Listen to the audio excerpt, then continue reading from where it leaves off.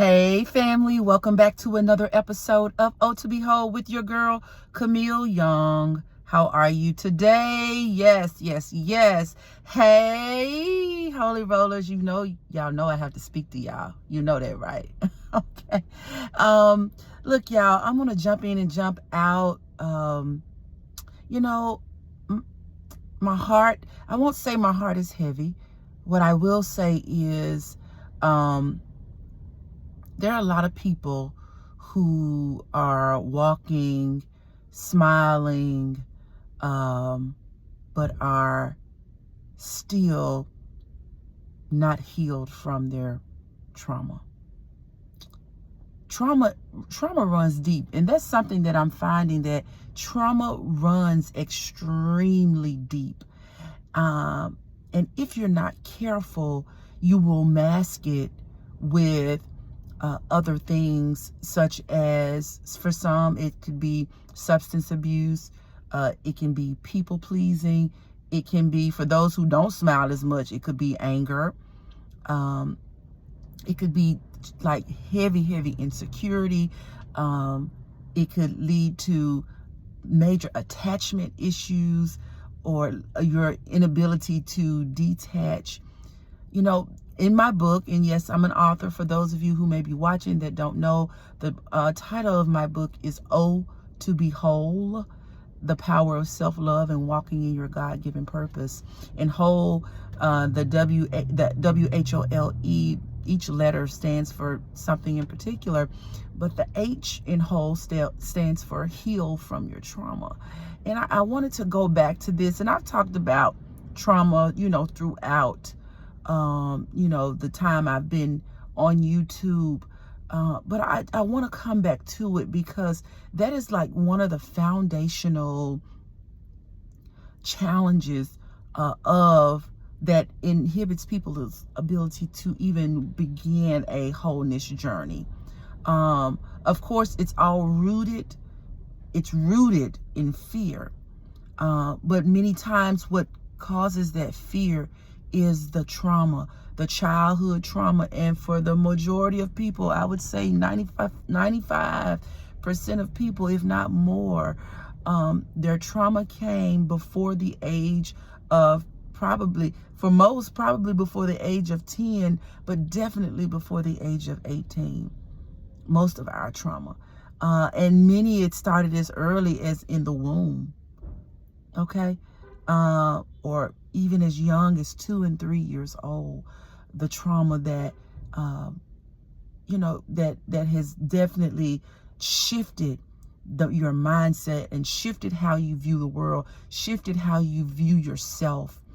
Or for some, it never was a shift, because it happened so early, you never knew who you really were to begin with, and that trauma, or those traumas, shaped what you even believe about yourself today. And I just think it behooves us to really do the hard work and begin to do the things that it takes to peel back the layers. Peel back the layers. And I'm only speaking about this because I have done and am continuing to do this in my own life, to peel back the layers that have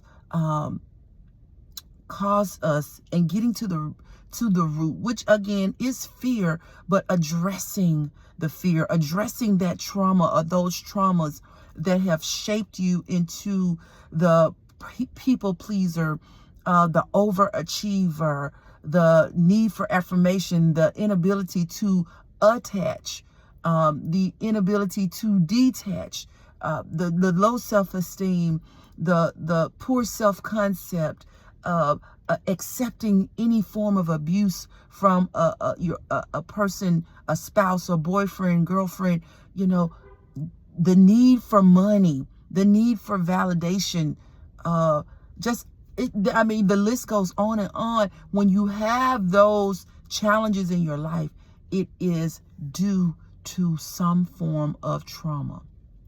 The need for attention, okay? Anxiety, depression.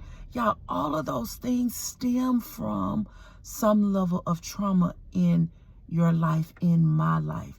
And until we do the hard work, and I talk about this in the book, look at the ugly, the jealousy that we deal with, the comparison, the competitiveness. Y'all, we are getting too old or are already too old. You know, we're too old to still be bound by the traumas that we have dealt with and that we were told, the lies that we were told, the victimizations that occurred on our minds and our bodies, to be continued to be bound and held back by that. Being told you're not good enough, being told you'll never be ... whatever that is. Fill in the blank for your life. Y'all, there is so much that is greater waiting on the other side of healing from your trauma. It is so freeing. There was actually, I told you I grew up with low self-esteem and low, poor self-concept, all of those things, and thinking I was, not good enough, or having to dumb myself down or fade to the black, as they say, because of the poor self-esteem that I had. And I actually had a situation to occur where, and I dealt with a rejection. I had challenges with rejection. Like, I would shut down when I felt rejected. And like as recent as about 3 or 4 weeks ago, there was a situation where I was rejected. And y'all, when I tell you, it like didn't bother me. Did the idea of wanting to take on that rejection and internalize that rejection, did it enter my mind? It did, but I did not allow it. Y'all, I let it fly over. And in that moment, it was so exhilarating for me, because it's like I am overcoming this. Okay, or I have overcome this, and I'm careful using the word that, I have overcome, because something else can happen and I may fall back. But the thing is, I have grown. Let me say that. I have grown to a place where I do not allow rejection. And this was like, it could have been really huge. It could have been like really huge if I allowed it. But it was like, you know what? That's on them. That's not on me. I showed up. I showed up with my best self and walked in confidence. And at the end of the day, their lack of acceptance ain't on me, baby. It's on them, because it's their loss. And I didn't have it, and I found myself not even thinking about it. I found myself thinking like, dang, a whole day went by and I ain't even thought about that rejection. And I am just so grateful, because I have started my work. I'm on my wholeness journey, y'all. You never arrive. Let me be very clear. You never arrive on this side of heaven.